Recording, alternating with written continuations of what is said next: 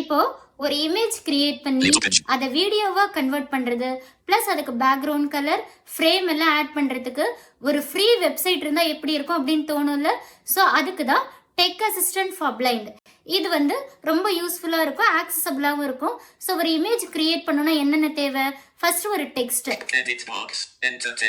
Okay, text add பண்ணணும். அதுக்கு 150 characters இப்போதைக்கு பண்ண முடியும். அடுத்து என்ன பண்ணணும்? Image aspect ratio. அது வந்து போர்ட்ரேட்னா எப்படி இருக்கணும், லேண்ட்ஸ்கேப்னா என்ன ரேஷியோல இருக்கணும் அப்படின்னு நம்ம செலக்ட் பண்ணிக்கணும். அடுத்து நெக்ஸ்ட் இமேஜ் கலர் ஆப்ஷன்ஸ். அதுக்கு என்னென்ன கலர் கொடுக்கலாம் பேக்ரவுண்ட் அப்படின்னு டிசைட் பண்ணணும். Background colour. நெக்ஸ்ட் அதுக்கு பேஸ் ஷேட். அதாவது ஷேட் அப்படின்னா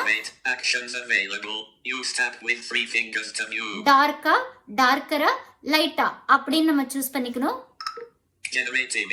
அடுத்தது ஆட் ஃப்ரேம் அப்படின்னு ஒன்று இருக்கு. ஸோ அந்த ஃப்ரேமும் நம்ம ஆட் பண்ணிக்கலாம். ஸோ அதுக்கப்புறம் அதுக்கு கீழே ஜெனரேட் இமேஜ் அப்படின்னு இருக்கு. அந்த ஜெனரேட் இமேஜ்க்கு அப்புறம் அதை நம்ம டவுன்லோடும் பண்ணிக்கலாம். அதுக்கப்புறம் அதை வீடியோவும் நம்ம கன்வெர்ட் பண்ணிக்கலாம். ஸோ இத்தனை ஆப்ஷனும் இருக்கு. ஸோ இதெல்லாம் எப்படி பண்றது அப்படின்னா என்னோட சேனல் கனவுகள் மெய்ப்படும். இதை சப்ஸ்கிரைப் பண்ணி இந்த வீடியோ வாட்ச் பண்ணி தெரிஞ்சுக்கோங்க. தேங்க்யூ.